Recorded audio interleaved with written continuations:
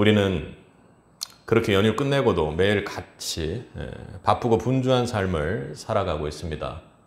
어떻게 시간이 갔는지 또 모르게 새롭게 주일이 왔죠. 하나님은 그렇게 일하고 계십니다.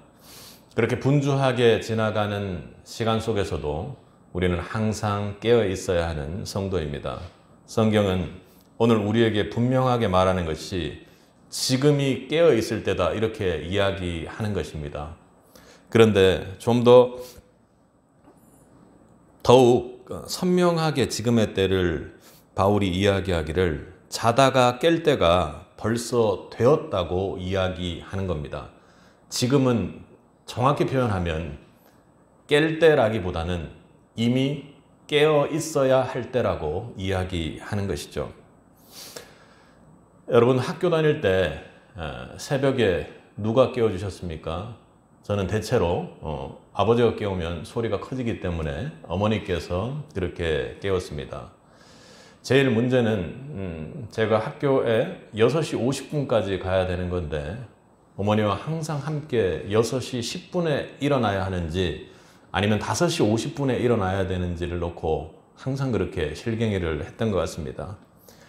어린 시절 혹은 그때는 왜 그랬는지 새벽에 일어나는 것이 너무나도 힘들었던 기억이 납니다. 막 눈을 비비면서 이렇게 못 일어나고 있고 이렇게 했던 것보다는 그때 일어나야 한다는 것 자체가 너무나도 막 짜증스러워서 그렇게 모든 것이 불평불만이었을 때가 있었던 것 같습니다. 어머니는 그때도 매일매일 지금 일어나야 해, 지금 깨어 있어야 해 하고 그렇게 밥을 준비하면서 얘기했던 것 같습니다. 제가 깼을까요? 일어나긴 하되 아마 깨어 있지는 않은 것 같습니다. 6시 50분 정도에 학교에 가서 첫 번째 자율학습을 시작하는 그때 저는 바로 엎드려서 자기 시작해서 그때는 얼마나 마음속에 어려움과 반항심 같은 게 많았는지 저녁 시간인 오후 5시까지 그 자리에서 그대로 자곤 했던 기억들이 있습니다. 그때 만약에 제가 잘 일어나서 학교 생활을 잘 했다면 그 당시를 돌아보면 좀 더 공부나 이런 면에서 학생 생활을 잘 하지 않았을까 그렇게 생각합니다. 근데 예수님 만나고 나서는 새벽에 일어나는 것이 좀 늦게 깼으면 좋겠는데 새벽에 일어나는 경우들이 오히려 더 많았습니다. 지금 생각해보면 어린 그때 어머니가 지금 일어날 때야 일어나야 돼 하고 할 때 그때 정말로 일어나기만 한 것이 아니라 머리가 온 몸이 깨어서 학생으로서의 신분을 감당하도록 그렇게 깨어 있었으면 참 좋았을 것을 그렇게 생각합니다. 그러니 지금 와서 다시 생각해 보면 깨어 있다는 것 자체가 우리의 인생의 방향을 결정하고 우리 인생의 가장 좋은 출발점이 된다는 것을 생각하게 됐습니다. 어머니의 깨우심처럼 바울이 이 편지를 쓸 당시에도 성도들에게는 깨어나야 할 긴박한 때가 이미 찾아온 상황이었습니다. 그 시대는 로마 제국의 압제 아래 여러 문화와 가치관이 혼재된 혼란의 시기였지요. 도덕적 타락과 우상 숭배가 만연하고 그리스도인들은 사회적으로 소외되고 박해를 받았습니다. 더욱이 예수님께서 승천하신 후 재림의 약속을 기다리던 사람들은 안 오네, 별일 없네, 아무런 것도 없는데 하고 그렇게 영적으로 나태해지기 시작했던 데입니다. 그러니까 내 눈앞에 보이는 것에 대해서 생각했던 것이죠. 앞서 제가 어머니가 깨우셨을 때 진짜 깼어야 되는데 뭐 일어나지 않아도 별일 없네 하면서 그렇게 버텼던 것이죠. 지금도 우리는 그런 시대에 살고 있습니다. 여러 가지 마지막 때의 징조들이 나타나고 세상은 정보의 홍수 속에서 엄청나게 많은 정보들 가운데 우리는 어떤 것이 옳은지를 생각하지 못하고 깨어있지 못하는 상황으로 꼭 깨어있는 것 같은데도 일어나 있기만 하되 깨어있지 않은 상황이 되는 것이죠. 바울은 이런 상황을 직시하며 구원이 지금 처음 믿을 때보다 더욱 가까이 임박했다고 그렇게 이야기합니다. 앞서 계속 강조했던 것처럼 일어나 있기만 할 때가 아니라 이제 깨려고 준비해야 할 때가 아니라 완전히 지금은 깨어 있어야만 할 때라고 이야기를 하는 것입니다. 현재의 영적 상태로 예수 그리스도의 재림이 임박했음을 알리며 지금의 영적 상태로는 도저히 주님을 다시 볼 수 없는 상태라는 것을 이야기하는 거죠. 바울은 성도들이 영적인 잠에서 깨어나 시대의 징조를 정확히 분별하고 하나님의 뜻에 따라 그렇게 살아내기를 강조하는 것입니다. 우리는 오늘 말씀을 통해 바울이 말하는 지금 이미 깨어 있어야 할 때가 무엇인지에 대해서 살펴보고자 합니다. 먼저 이미 깨어 있었다라는 것은 시대적인 분별을 하되 아주 긴박한 상태임을 분별하고 깨달으라는 것입니다. 앞서 제가 일어났던 예화를 한번 잘 생각해 보시면 일어나 있는 상태와 깨어 있는 상태에 대한 긴박성의 차이가 어머니는 있으되 저는 전혀 없었다라는 것을 여러분 비교해서 생각해 볼 수 있을 것입니다. 오늘 우리 11절을 한번 다시 읽어보겠습니다. 또한 너희가 이 시기를 알거니와 자다가 깰 때가 벌써 되었으니 이는 이제 우리 구원의 처음 믿을 때보다 가까웠음이라. 지금 바울은 영적 분별력에서 우리의 깨어있음이 시작된다라는 것을 이야기하고 있습니다. 또한 너희가 이 시기를 알거니와 지금은 잠에서 깰 때가 벌써 되었으니 이렇게 이야기를 합니다. 바울이 말하는 이 시기는 십자가의 순간을 얘기했던 것처럼 어떤 구속사의 역사에서 매우 결정적인 사건이 일어나는 때를 말합니다. 헬라어로 카이로스의 시간입니다. 매우 의미 있는 시간이고 하나님의 특별한 개입이 없이는 절대로 일어날 수 없는 일들이죠. 결정적인 영적 순간을 의미합니다. 바울은 그 시간이 임박했고 이미 그 시간이 시작되었고 그리고 우리는 그 안에 반드시 깨어 있어야만 할 때라고 강조하고 있는 것입니다. 이 시대가 카이로스의 때임을 분명히 인식하고 있었고 그때가 그랬다면 우리는 카이로스의 시대가 임박해 있는 그 시대에 훨씬 더 구원의 믿음이 가까워진 상태를 살고 있다는 영적 분별력을 가져야 할 것입니다. 여러분 크로노스라는 말을 들어보셨을 것입니다. 크로노스는 일상적으로 흘러가는 연속적인 시간을 의미하죠. 우리에게 매일 주어지는 크로노스는 바로 일상의 시간입니다.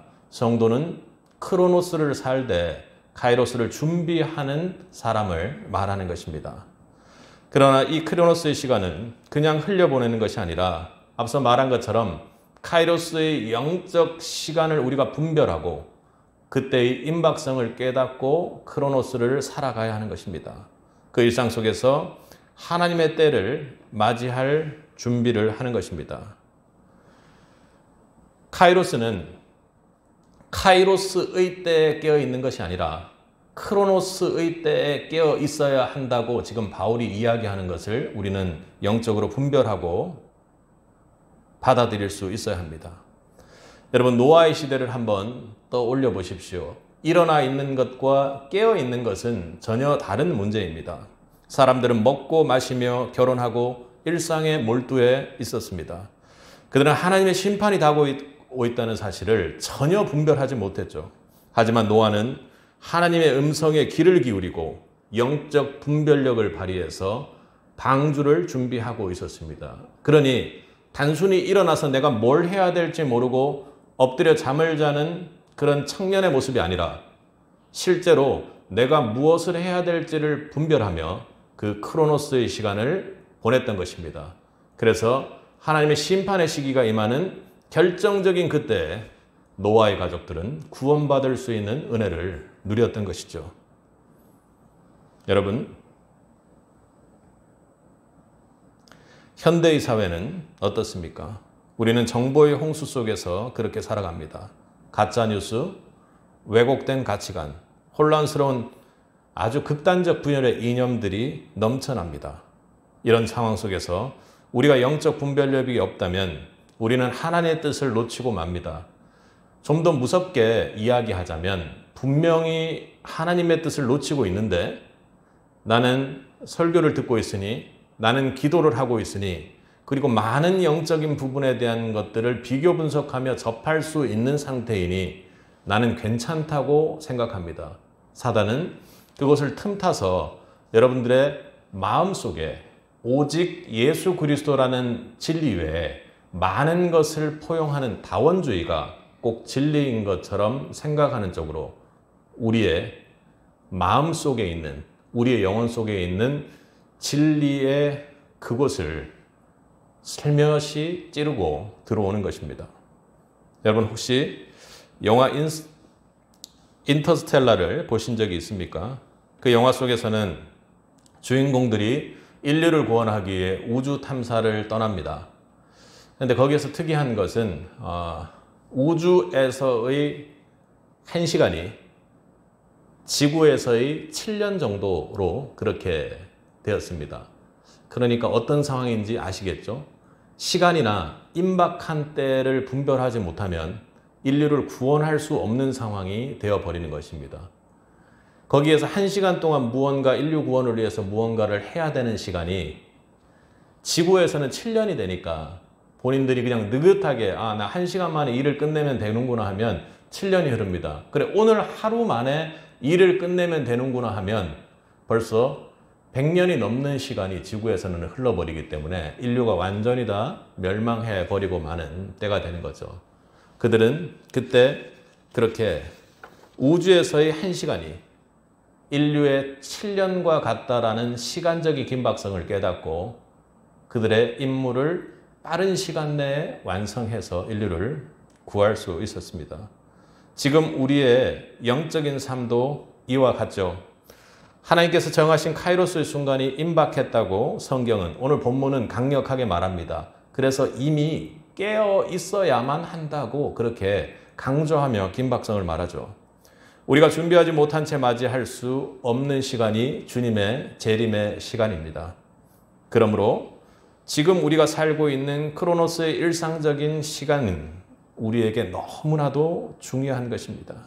지금 우리가 살고 있는 크로노스의 시간, 일상 속에서 여러분은 어떻게 살고 있는지요? 우리는 분명하게 말하면 크로노스의 삶 가운데 영적으로 완전히 깨어 준비하는 자가 되어야 하는 것입니다. 오늘 지금 이 자리 주님께서 여러분을 만나러 오신다면 어떻게 될까요? 그것이 가정이 아니라 이미 주님께서 만나러 오셨구나의 상태가 여러분이 영적으로 가장 분별하는 시기가 되어야 한다는 것입니다. 나는 지금 어디에 있는가? 주님께서 이미 오신 그 상태, 오시는 것이 시작된 그 상태에 내가 있다고 여러분들이 영적으로 분별하고 깨달을 수 있기를 축복합니다. 그렇게 생각하는 사람과 반대로 내가 지금은 일어날 때이지 그냥 깨어 있을 때는 아니라고 그렇게 내가 받아들이고 있는 사람의 삶은 전혀 다르다는 것이죠. 교회에서 교회를 어떻게 섬기느냐, 또 교회를 내가 어떻게 이루어 가느냐, 그리고 나의 기도의 모습은 무엇을 위해 기도하느냐, 그리고 내 삶 속에서의 삶의 행동은 어떻게 되느냐. 하나님 분명히 보고 계신데 지금은 좀 괜찮거든요, 이 정도면 괜찮거든요 하고 긴박성 없이 살고 있는 것은 아닌지 돌아보아야 합니다. 여러분의 신앙이 이 임박한 마지막 때를 살릴 수 있다는 것을 여러분 꼭 기억하시고 여러분의 기도가 주님 앞에 깊은 기도가 되어야 합니다. 여러분의 기도가 그렇게 한 마음으로 이루어질 때 우리의 교회 모습 또한 바뀌게 될 것입니다. 우리 교회가요, 초대교회의 모습이 될 수 있기를 주님의 이름으로 축복합니다. 왜요? 지금이 바로 주님이 오실 때이기 때문에 그렇습니다. 여러분, 제가 우리 아이들 153의 아이들 설교를 할 때는 뭐 양복을 입지 않고 조금 편한 복장을 합니다. 뭐 제가 편하려고 하는 게 아니라 수도 없이 고민하면서 기도해 봤을 때 뭐 하나님께서 그렇게 하라고 하셨다기보다는 제 마음에 아이들이 보기에 조금 그냥 양복 같은 걸 입고 서 있는 것보다는 조금 거리감을 줄일 수 있었으면 좋겠다 하고 제 마음에 하나님 그렇게 할게요 하고 제 마음속에서는 그냥 양복을 입고 하라고 하는 것 같지만 하나님께 그렇게 이야기를 했습니다. 왜요? 옷에 따라서 그 사람이 어떤 모습으로 자기에게 다가오는지를 상대방이 알 수 있기 때문에 그렇습니다. 제가 수영장에 이 양복을 입고 가면 상당히 문제가 생기겠죠. 수영장에는 반드시 수영복을 입어야 합니다. 아니면 관리하시는 분들이 쫓아내세요. 그리고 군대 전쟁을 하는데 제가 또 이 양복을 입고 가겠다고 그렇게 하면 어떻습니까? 모든 사람들이 화를 내고 짜증내겠죠. 모든 사람에게 짐이 될 수 있습니다. 반면에 제가 설교 시에 이 양복을 입지 않고 또 다른 옷들을 입고 그렇게 한다면 어떨까요? 뭔가 성도님들 입장에서 그리고 하나님 보시기에 좀 불안정한 것 같은 그런 느낌이 들지 않을까요? 그렇습니다. 옷은 우리의 어떤 정체성과 그리고 또 우리가 지금 현재 무엇을 해 나가야 되는지에 대한 이야기를 합니다. 오늘 본문도 깨어 있을 때, 그러면 깨어 있다라는 것이 무엇이고 우리가 무엇을 해야 하는가 할 때 두 가지 옷을 입으라는 이야기를 합니다. 첫 번째는 빛의 갑옷, 그리고 두 번째는 예수 그리스도의 옷을 입고 이 깨어 있을 때 깨어 있는 성도로서의 모습을 나타내라고 이야기하는 것이죠. 우리 13장 12절을 한번 읽어볼까요?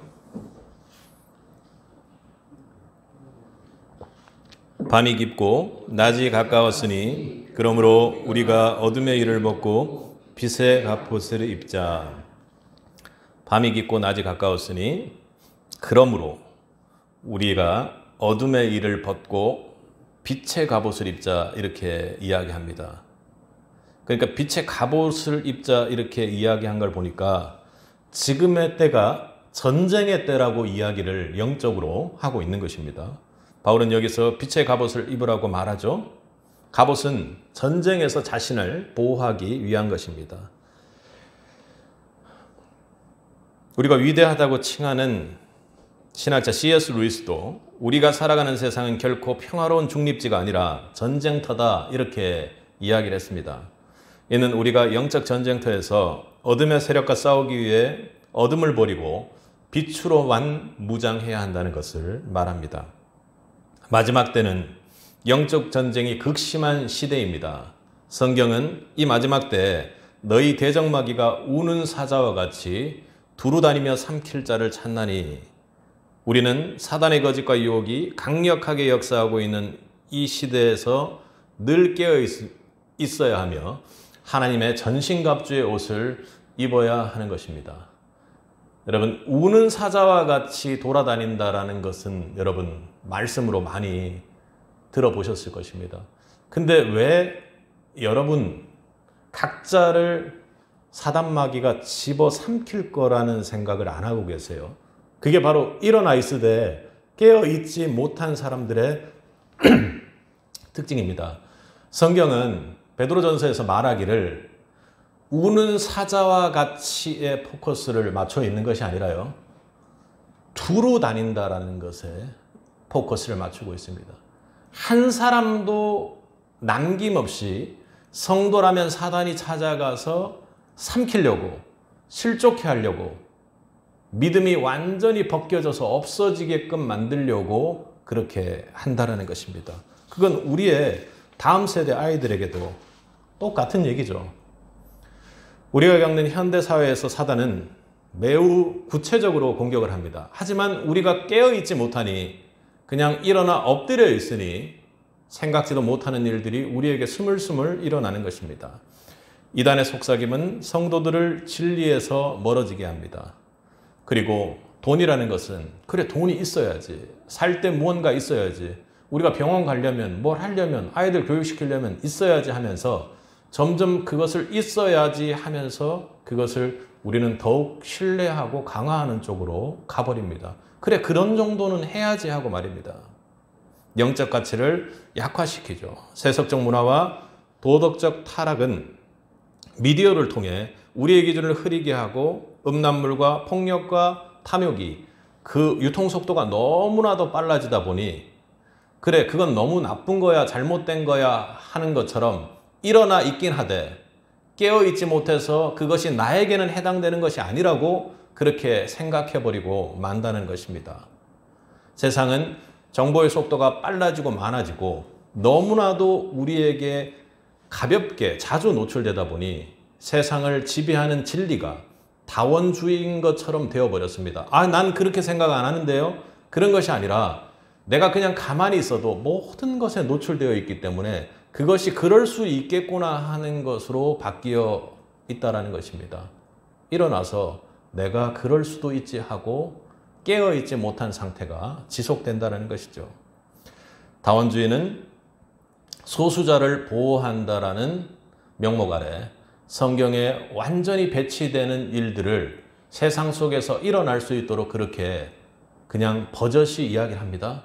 그리고 예수를 믿는다고 하는 여러 가지 교단 중에서도 그 모든 것을 통합하려고 하고 또 그리고 그 가운데서도 무언가 그것이 진리인 것처럼 이야기하고 그리고 우리의 입장에서 봤을 때 그것이 무언가 잘못됐다고 비판하는 것, 그것이 오늘 말씀에서 중요한 것이 아니라 우리의 입장에서 깨어있지 못하다 보니 그럴 수 있지, 그래, 나에게는 해당되지 않지 하고 그렇게 받아들이고 있는 것도 깨닫지 못하고 지나가 버린다는 것입니다. 여러분에게 깨어 있을 수 있는 진리는요, 주님께서 지금 이 자리에 오셨을 때 오직 예수 이름으로만 구원받을 수 있다는 그 구원의 복음을 항시 내 마음속에 다른 것들을 걷어내고 선명하게 바라볼 수 있는 믿음의 은혜를 가지고 있어야 하는 것입니다. 정체성의 혼란과 정신적 공경은 성도들이 하나님께 주신 참된 정체성을 잃게 하고 우울증도, 예수 믿는 사람들이 어려움도 그렇게 겪게 합니다. 실제보다도 더 교회 같은 것이 이단들의 모습입니다.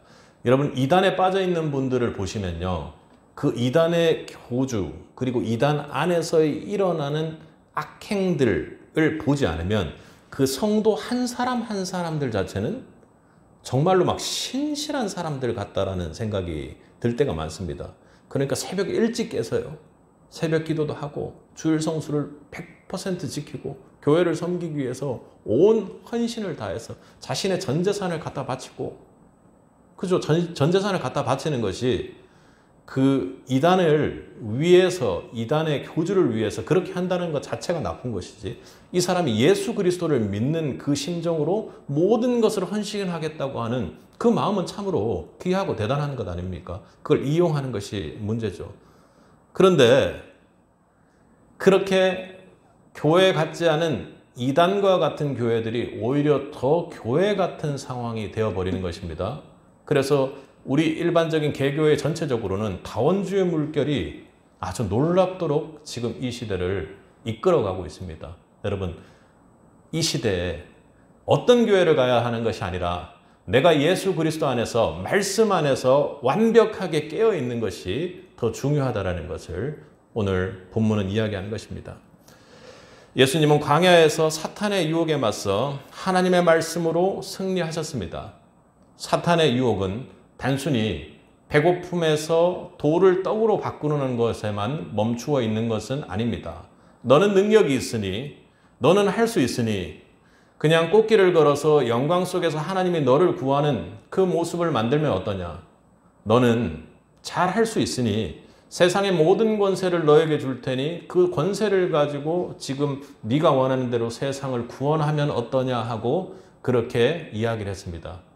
그런데요, 예수님께서는 사람이 떡으로만 살 것이 아니라 하나님의 말씀으로 살겠다고 말씀으로 그 사탄을 물리쳐내고 공격하셨습니다.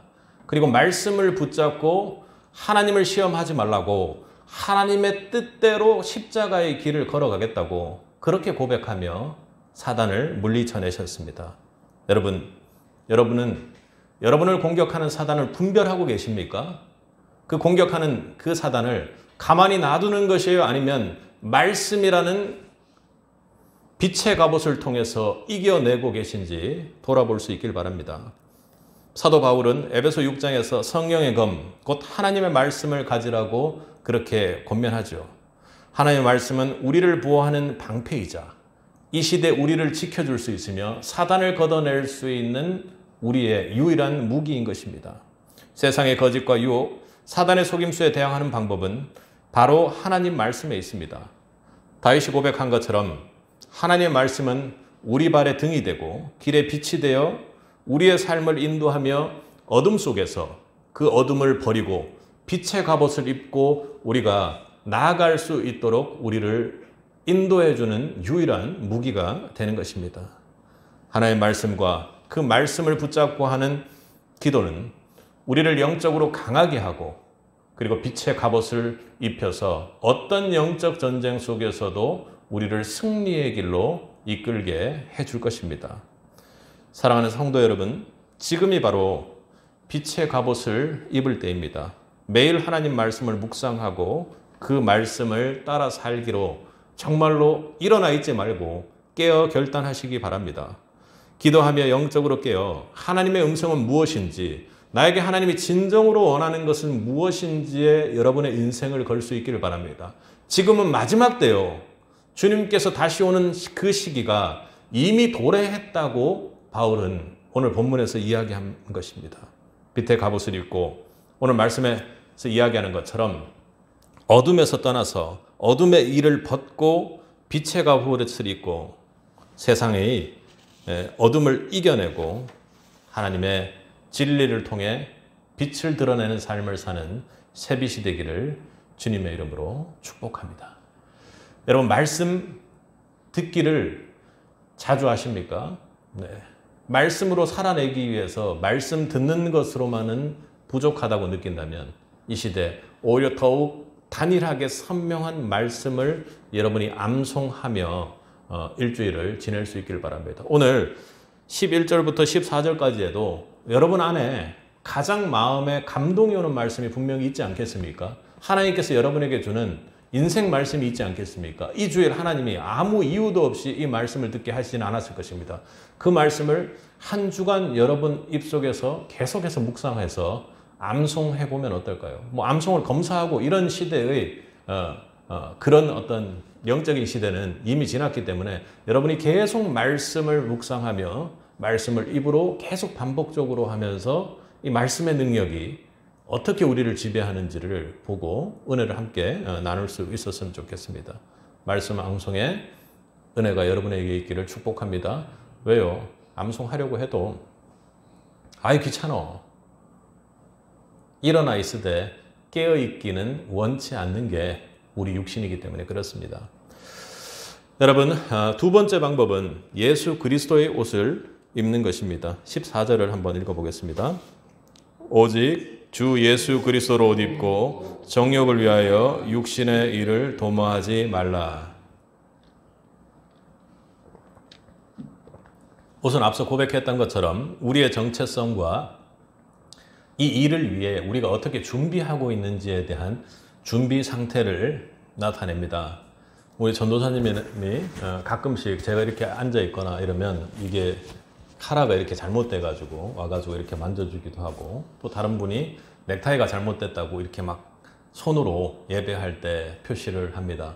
그건 준비가 잘 못된 것이겠죠. 그 준비를 잘 할 수 있도록 그렇게 도와주는 상태일 겁니다. 우리가 무엇을 입느냐에 따라 사람들은 우리를 다르게 인식합니다.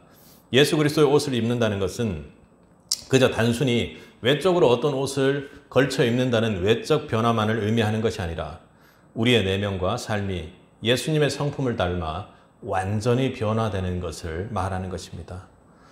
고대 가나안 지방의 결혼은 신랑과 신부가 정해진 결혼 예복을 입고 참여하는 것이 필수였습니다.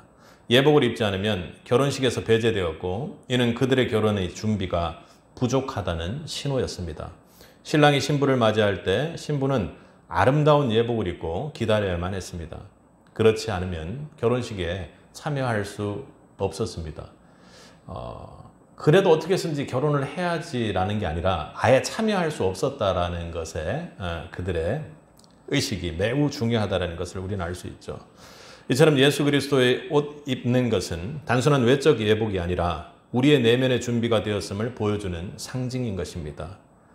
예수님의 성품에 옷 입는 것은 그분을 만날 준비가 진정으로 되었는지를 우리로 하여금 보게 하는 것입니다. 신앙은 단지 지적인 동의가 아니라 삶 전체를 통해 드러나는 옷과 같다, 이렇게 칼뱅이 이야기했습니다. 이처럼 예수 그리스도로 옷을 입는다라는 것은 우리의 모든 행동과 선택에서 그분의 성품이 드러나야 함을 의미하는 것입니다. 다시 말하면 우리가 예수 그리스도로 옷 입는다라는 것은 신앙의 내면 변화를 그냥 겉옷 입는 것이 아니라 신앙의 내면 변화를 통해 외적으로 보여지는 옷을 입는다라는 것입니다. 그러니 내 내면 변화가 그냥 나 내면으로 변했어 라고 그냥 내 스스로 생각하는 것으로 그리스도의 옷을 입었다라는 것이 아니라 진정으로 예수 그리스도의 옷을 입은 사람이라면 그것이 반드시 밖으로 나타나게 되어 있다는 것이죠.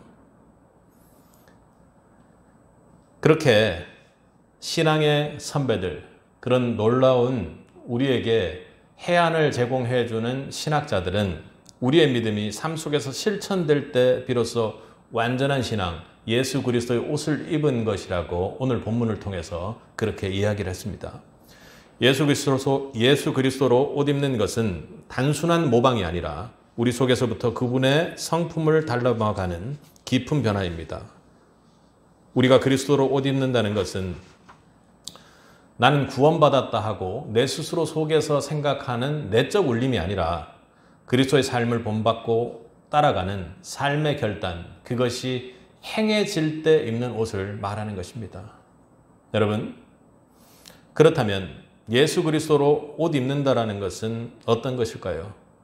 단순히 착한 행동을 의미하는 것이 아니라 성령님의 인도를 따라 예수님의 사랑과 자비, 용서, 겸손의 성품이 우리의 삶에 실제로 드러나야 하는 것입니다. 여러분 삶을 돌아보면 어때요? 저는 제 삶을 돌아보면 그런 거 나타나게끔 하기 위해서 아무리 애를 써도 나타나지 않아요. 내 육신 한편에 다른 자비와 그리고 다른 사람을 사랑하는 마음과 이런 것이 없다는 것만 매일 확인하는 거예요. 그래서 성령님을 인도를 따르지 않고는 내가 사랑의 편에 절대로 설 수 없다는 것을 깨달으며 그렇게 예수를 믿고 있는 상태가 지금 현 상태입니다. 여러분 스데반 집사를 생각해 보십시오. 그는 예수님으로 성품으로 가득 찬 사람이었고 돌에 맞아 순교를 할 때도 자신을 죽이는 자를 위해 기도했던 사람입니다. 참으로 예수님을 닮아 있었던 사람이고 예수 그리스도의 옷을 입었던 사람이죠. 왜요? 그에게는 성경이 성령 충만을 받은 자로 그런 예수 그리스도의 기도를 하고 하나님의 영광을 바라보았다고 그렇게 이야기를 합니다. 이는 예수께서 십자가에서 하신 기도와 동일하게 용서와 사랑이 있었습니다. 저는 스데반 집사가 대단해서가 아니라 스데반 집사가 성령으로 충만했기에 자기 자신의 힘으로는 도저히 그걸 할 수 없었다고 진정으로 믿고 성령을 붙잡았기에 가능한 일이었다고 생각합니다. 여러분 선교의 현장에서 혹은 앞으로 인생 중에서 무언가를 선택해야 할 때 육신을 택하느냐 성령을 택하느냐는 여러분이 크로노스의 시간 속에서 내가 무언가를 할 수 있다고 생각하는 순간이 있다면 그걸 버리십시오. 내가 무언가 할 수 있다라고 생각하는 그때가 가장 위험할 때이고 내가 도저히 아무것도 할 수 없는 존재인구나 하는 것을 깨달으십시오. 그러면 우리를 향해 비참해하고 저주할 수밖에 없습니다. 그러나 우리에게 희망이 있는 것은 다른 믿지 않는 사람들하고 다르게 예수 그리스도의 생명이 그 자리에 부어지는 은혜가 있기 때문입니다. 여러분 믿음이 축복이고 은혜인 것이 거기서 끝이 아니라 믿음을 통해 우리가 예수 그리스도의 새 생명으로 영원한 생명을 누릴 수 있기 때문이죠. 바울 역시 예수 그리스도로 옷 입은 대표적인 인물입니다. 그는 원래 교회를 핍박하던 사람이었지만 예수님을 만난 후 완전히 변화되어 복음을 전하는 사도가 되었습니다. 복음을 위해 자신의 생명도 거는 사람이 되었죠. 그리스도의 옷을 입고 이전의 모든 죄를 벗어버리고 새 사람이 되었던 것입니다. 이렇게 예수 그리스도의 옷을 입는 사람은 반드시 그런 모습이 나타납니다. 그런데 우리는 어때요? 아까 제가 앞서 이야기했던 것처럼 일어나긴 했을 때 다시 그냥 다른 곳에 가서 엎드려 있는 상황의 모습과도 똑같은 모습이 우리의 모습이 아닙니까? 바울은 겸손하기로 매우 유명한 사람입니다. 성경 말씀 속에서 그 사람이 어떻게 그렇게까지 자기를 낮출 수 있을까? 끄트머리에서 그렇게 끝까지 홀로 사역하겠다고 그렇게 했을까? 그리고 감옥의 위치에서도 자신을 높이는 것이 아니라 예수 그리스도의 복음의 진전을 위해서 그렇게 살아냈다는 바울을 보면 바울이 자기 자랑을 하는 것을 여기서 볼 수 있습니다. 고린도전서 11장 11절에서는 내가 그리스도를 본받은 자 된 것 같이 너희는 나를 본받으라 이렇게 했습니다. 나의 성품을 본받으라는 것 아니죠. 내가 예수 그리스도를 본받으려고 했던 그 상태를 본받으라는 겁니다. 그러니까 각자가 예수 그리스도의 옷을 입고 그것을 본받기 위해서 무지하게 나처럼 애썼으면 좋겠다고 간절히 예수 그리스도의 사랑에 대해 이야기하고 있는 것입니다. 그는 그렇게 말하며 자신이 그리스도로도 옷 입은 자인 본임을 그렇게 자신이 아무것도 할 수 없음에도 불구하고 예수 그리스도가 은혜로 옷 입혀져 있음을 그렇게 자랑했던 것입니다. 예수 그리스도를 자랑했던 거죠. 베드로도 완전한 실패를 겪었던 사람입니다. 우리의 인생 가운데도 지금 매일매일이 어찌 보면 실패의 연속입니다. 그는 그 어떤 것도 할 수 없고 다른 사람을 시기하고 질투하며 저돌적인 그런 인물이었습니다. 그런데 베드로가 예수 그리스도 앞에 실패를 겪고 나서 무엇으로 회복됐죠?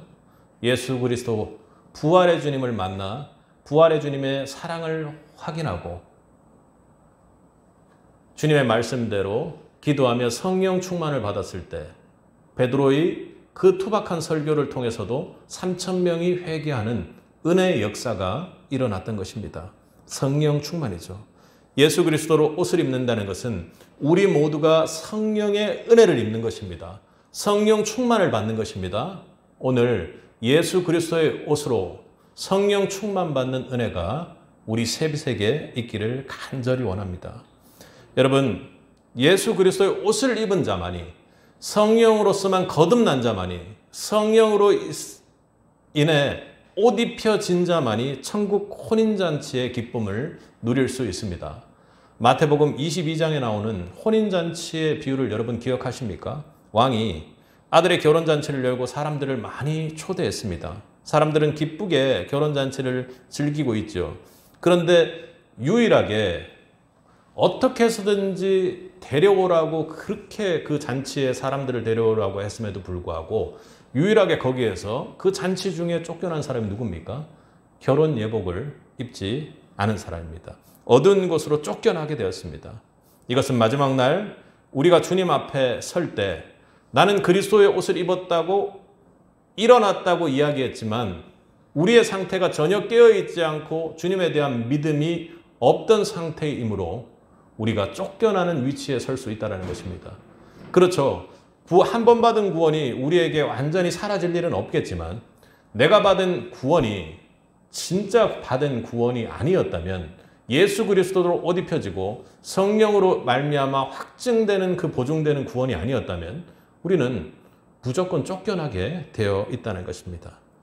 마지막 때 예수 그리스도로 옷을 입지 않은 자들은 천국에 들어갈 수 없다고 강력히 권고합니다. 이것은 천국에 들어갈 수 없다는 것을 겁주는 것이 아니라 예수 그리스도로 옷 입는 자로 마지막 때에 반드시 깨어 있으라고 경고하는 것입니다. 바울이 교리적으로도 이야기할 때 하나님으로부터 의롭다함을 받은 죄인이 구원받는다고 했습니다. 그런데 칭의 과정이 일어나고 그 이후에 성화 과정이 일어나지 않는다는 것은 있을 수 없는 일입니다. 칭의는 하나님께서 하고 성화는 우리가 이루어 나가는 것이 아니라 칭의와 성화와 영화 모든 구원의 과정 속에서 하나님의 은혜 안에 개입되기 때문에 분리되어 있는 것이 아니라 연결되어 하나님으로부터 의로움을 받고 예수 그리스도를 믿는 믿음으로 구원받은 자라면 반드시 예수 그리스도의 옷으로 변화를 겪게 된다는 것입니다. 그것이 여러분 삶 속에서 실패와 연약함으로 나타날지라도 여러분 예수 그리스도를 붙잡고 성령 충만받아 빛을 발하는 새빛이 될 수 있기를 간절히 바랍니다. 여러분, 예수 그리스도 옷을 입는 자가 우리 세빛이 되기를 바랍니다. 신앙은 삶으로 입증되지 않는 한 그저 개념일 뿐이요, 교리일 뿐이요. 교리로 우리가 구원받을 수는 없습니다. 교리는요, 우리가 구원의 과정들에 다른 곳으로 흘러가고 구원 아닌, 성경에서 말하는 구원이 아닌 곳으로 그것이 구원이라고 하고 끌려가지 않도록 우리를 이끌어주는 선생과도 같은 것입니다. 신앙은 삶으로 입증되지 않는 한 그저 개념일 뿐이라고 아우구스티누스가 이렇게 이야기를 했습니다. 이 말처럼 우리의 믿음은 행동과 삶에서 반드시 입증되어야 합니다. 그것이 예수 그리스도의 옷을 입었다라는 증거이죠. 예수 그리스도의 옷을 입는 것은 단순한 믿음의 선언이 아니라 스데반처럼, 바울처럼, 그리고 실패 속에서도 변화된 베드로처럼, 그리고 그 고통의 십자가 속에서도 다른 일을 위해 기도하고 인류 구원을 위해 그 모든 것을 이루었다고 선포하신 예수님의 성품이 삶 속에서 반드시 드러나야만 하는 것입니다. 지금 우리의 삶이 어떤지 돌아볼 수 있길 바랍니다. 그러지 못하다면 내가 이것이 되지 않는구나 하고 성령님께 인도를 구하고 성령 충만의 은혜를 여러분 기도 속에서 반드시 이번 한 주 구할 수 있길 바랍니다. 여러분, 마지막 때 주님 앞에 서는 그날 예수 그리스도의 옷을 입고 기쁨으로 주님을 맞이할 수 있는 성도들 되길 바랍니다. 아니, 오늘 당장 주님께서 지금 오셔 있는 상황이라고 믿고 기도하고 신앙생활을 해나가는 성도들이 되기를 축복합니다. 왜냐하면 지금이 바로 예수 그리스도의 옷을 입어야 할 때이기 때문에 그렇습니다. 세계 선교의 길을 개척했던 윌리엄 켈리는 당시 영국 교회가 선교에 대한 열망이 거의 없던 시기에 깨어있던 선교사였습니다. 교회가 해외 선교를 무시하고 있던 상황에 마태복음 28장에 땅끝까지 이르러 내 증인이 되라 라는 그 말씀에 그는 반응했습니다. 단순히 반응하고 일어선 것뿐만 아니라 결국에는 나가야겠다고 움직였죠. 켈리는 신앙 공동체가 잠들어 있는 것처럼 보였을 때 깨어있는 마음으로 하나님의 부르심에 민감하게 응답을 했던 것입니다. 그는 위대한 일을 기대하며 위대한 일을 시도해야 합니다. 이렇게 슬로건을 걸고 나아갔고 결국 인도로 향하는 길을 개척했습니다. 우리 세빛의 모습은 어떻습니까? 여러분 안에 주님께서 지금 여러분 곁에 여러분을 지켜보고 계신다는 시간의 긴박성이 있습니까? 주님 다시 오시는 것이 지금 현재 나에게 일어나고 있냐고 묻고 있는 것입니다. 오늘 본문은 여러분에게 이미 주님이 여러분 곁에 와 있으니 깨어서 주님과 함께 나가야 한다고 이야기하고 있는 것입니다. 유럽은 깨어 있지 못하고 이슬람과 다문화가 완전히 점령했습니다. 그래서 다시 새롭게 복음을 전달받은 국가에서 선교사를 유럽 쪽에 다시 파송해야 될 지경에 이른 상황입니다. 우리에게, 그러므로 우리 한국에게도 영적 성장기를 지나 성숙기가 있을 때, 우리가 이 예배당에 처음 들어왔을 때 여러분에게 하나님께서 요구했던 것은 여러분이 아는 신앙을 이제 제발 좀 살아내라는 것입니다. 여러분 살아내며 주님이 옆에 와 있다고 깨어있냐고 지금 묻고 있는 것입니다. 우리가 깨어있는 것은요, 지금 다음 세대 사역을 우리가 왜 하고 있는지 여러분 잘 생각해 봐야 합니다. 앞서 유럽 얘기를 했던 것처럼 우리 교회가 혹은 한국 교회가 성장기를 거쳐 신앙의 살아냄, 그 시기를 살아야 되는 이유가요. 어떻게 해요? 유럽의 교회, 완전히 다음 세대에게는 복음이 전해지지 않는 그런 상황입니다. 제가 예배드리면서 참으로 놀랐던 것, 참으로 감동했던 것은 예배를 태어나서 처음 드려보는 아이들이 3명이 손을 들었다는 겁니다. 저는 그러지는 않았어요. 그런 생각은 못했던 거죠. 한 번도 예배 드려본 적이 없는 아이가 거기 와 있다는 것이 저는 기적이라고 생각했습니다. 세상에 많은 교회들이 있습니다. 세상에 많은 교회들이 있는데 그 많은 교회들을 제쳐두고 단 단 한 번도 예배 드려보지 못한 아이들이 153에서 예배 드릴 수 있는 기회와 은혜가 있었다는 것이 너무나 놀랐습니다. 조금 교만하게 생각해 보면 야 진짜 하늘 상급이 엄청 쌓였겠구나. 하늘에서 잔치가 일어나도 아주 심각하게 일어났겠구나 하는 그런 생각이 들었습니다. 저는 예수를 전했고 여러분들은 예수를 찬양했으며 그들의 영혼이 하나님 앞으로 갈 수 있도록 그렇게 함께 한 마음으로 기도했습니다. 우리의 사역이 깨어있는 것이 하나님께서 우리나라를 너무 사랑하셔서 우리나라가 유럽이나 여타의 교회처럼 다음 세대가 끊어져서 믿음이 완전히 끊어져서 복음화율이 지금 다음 세대가 5% 이내라고 하는데 그것을 가만히 보고 계시지는 않는구나 하는 생각을 했습니다. 그 은혜를 우리가 받을 수 있다면 우리 교회가 받을 수 있다면 그것이 저는 우리 인생을 걸고 해야 될 사역이 거기에 있다고 저는 믿습니다.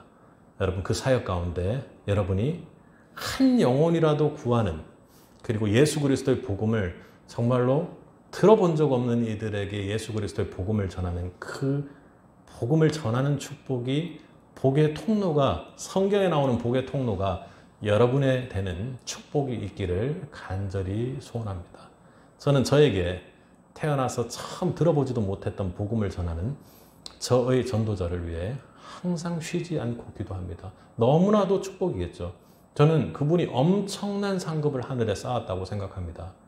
여러분도 그런 상급을 쌓아 나갈 수 있기를 바랍니다. 제가 상급 때문에 그 어린 영혼들에게 그렇게 하는 건 아니고 예수 그리스도를 사랑해서 한 것이고 저를 전도한 사람도 그런 거지만 정말로 대단한 일을 했다라는 위대한 일을 기대하고 정말로 작은 한 사람이 위대한 일을 했다라는 기쁨을 감출 수가 없는 것입니다. 여러분 열처녀의 비유를 기억하십니까? 그들은 신랑을 기다리며 등잔에 기름을 준비했습니다. 그러나 5 처녀는 기름을 충분히 준비하지 못한 채 신랑을 맞이하지 못했습니다. 여러분 이상하지 않습니까? 신랑을 맞이하는데 왜 대체 신랑이 밤에 오냐는 거죠. 아니 그냥 낮에 멀쩡하게 있을 때 그렇게 찾아오면 되는데 왜 그런가요? 앞서 가나안 그 나사렛 지방에서의 결혼을 생각해 보면 먼저 신부가 될 집에 아버지께서 와서 신부의 어떤 결혼 예복이라든지 여러 가지 준비를 위해서 돈을 주고 가십니다. 아들과 함께. 와서 그렇게 돈을 주고 나면 그 신부는 그 돈을 가지고 옷도 사고 여러 가지 준비를 합니다. 결혼 잔치, 혼인 잔치를 위한 준비를 하는 거죠. 그리고는 아버지와 아들이 집으로 돌아갑니다. 그리고 이따가 아들은 계속해서 그 신부를 데려와야 되는데 데려오질 못하고 있어요. 계속 있습니다. 그러다가 누가 언제 해야 되는지 전혀 알 수 없는 상태에 있다가 아버지가 불현듯 자다가 갑자기 딱 눈을 뜨고 아들을 데리러 갑니다. 야, 이제 신부를 데려와. 이렇게 얘기합니다. 그러면 기다리던 신랑은 기쁨으로 그 신부의 집에 가서 데려옵니다. 근데 기쁨으로 그 집에 갔는데요. 아무도 없는 거예요. 신부는 클럽에 가서 춤을 추고 있는 겁니다. 그럼 데려올 수 있습니까? 불가능한 일이죠. 우리가 그때를 아무도 알 수 없다고 하는 이유가 거기에 있습니다. 아버지가 불현듯 일어나서 지금이 때다 할 때가 그때이기 때문에 그렇죠. 여러분 열처녀들은 밤을 위해서만 준비하는 것이 아닙니다. 밤에만 오기 때문에 준비하는 것이 아니라 밤에도 언제나 불현듯 내가 자고 있는 도저히 인간적으로는 이해될 수 없는 그 상황에도 하나님의 때가 임박할 수 있기 때문에 그렇습니다. 여러분은 어떤 처녀세요? 기름을 잘 준비하고 있는 사람입니까? 아니면 일어나 있으되 여기저기 밤에 방황하며 돌아다니는 그런 처녀인가요? 여러분이 일어나 있으되 깨어있지 않은 자가 아니라 일어나는 것하고는 상관없이 일어나는 것과 동시에 깨어있는 자의 축복을 누릴 수 있기를 바랍니다. 사랑하는 성도 여러분, 지금이 바로 깨어 준비해야 하는 때입니다. 우리의 크로노스의 시간을 헛되이 보내지 말고 주님 다시 오시는 그 카이로스의 시간을 준비하는 일에 힘쓰시기 바랍니다. 빛의 갑옷을 입고 예수 그리스도로 옷 입어 하나님의 뜻을 이루어가는 삶을 살기를 주님의 이름으로 축복하고 격려하며 저도 그렇게 여러분과 함께 살아가자고 그렇게 얘기합니다. 우리는 언제 신랑 되신 예수님께서 오실지를 몰라요. 아버지께서 갑자기 깨서 가보라고 하시기 때문에 그렇습니다. 그날이 언제 올지 모르는 긴박한 상황 속에서 기름을 준비한 지혜로운 처녀들처럼 깨어 있어야 합니다. 기름을 준비하러 가지 마시고요. 기름을 준비하세요. 준비해 놓으라고 바울이 그 긴박성을 이야기하는 것입니다. 우리 등잔에 기름을 충분히 채우고 언제든 주님을 맞이할 준비가 되어 있는 새빛의 성도들 되기를 주님의 이름으로 간절히 축복합니다. 함께 기도하겠습니다.